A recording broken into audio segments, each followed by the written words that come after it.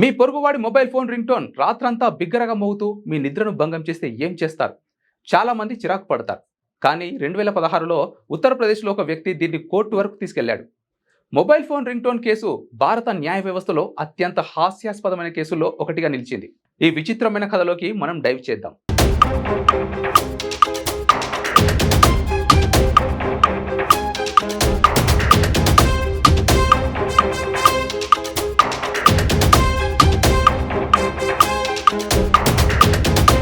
2016లో ఉత్తరప్రదేశ్లోని ఒక చిన్న పట్టణంలో ఒక వ్యక్తి తన పొరుగువాడిపై స్థానిక కోర్టులో ఫిర్యాదు చేశాడు.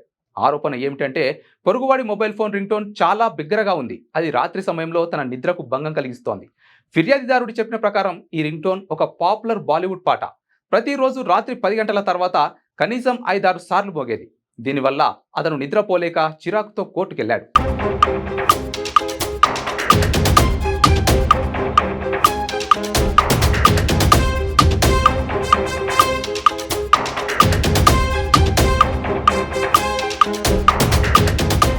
ఫిర్యాదుదారుడు కోర్టులో వాదించాడు, ఈ రింగ్ టోన్ తన మానసిక ప్రశాంతతను దెబ్బతీసింది మరియు తన కుటుంబ నిద్రను కూడా పాడు చేసిద్దని.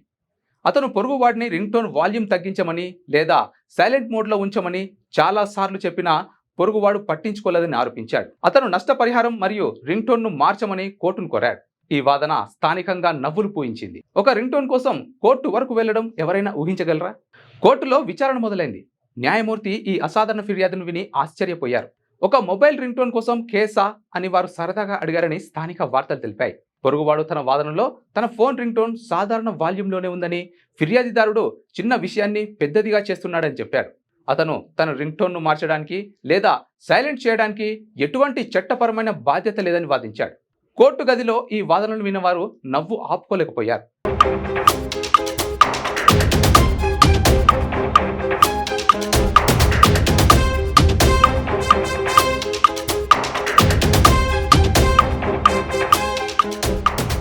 న్యాయమూర్తి ఈ కేసును సివిల్ డిస్ప్యూట్గా వర్గీకరించారు మరియు ఇది చట్టపరమైన విచారణ కంటే వ్యక్తిగత సమస్యగా పరిగణించారు. ఇరు పక్షాలను సామరస్యంగా సమస్యను పరిష్కరించుకోమని సూచించారు. బహుశా రింగ్ టోన్ వాల్యూమ్ తగ్గించడం లేదా నిశ్శబ్దంగా ఉంచడం ద్వారా కేసు తిరస్కరించబడింది.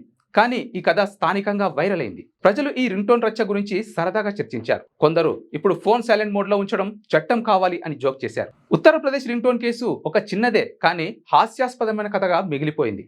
ఇది మనకు గుర్తు చేస్తుంది, పొరుగు వారితో చిన్న విషయాలను సామరస్యంగా పరిష్కరించుకోవడం కోర్టు కేసుల కంటే సులభం. ఈ కథ మీకు నచ్చిందా? మరిన్ని విచిత్ర కథల కోసం సబ్స్క్రైబ్ చేయండి మరియు కామెంట్ రూపంలో మీ అభిప్రాయాన్ని తెలియజేయండి.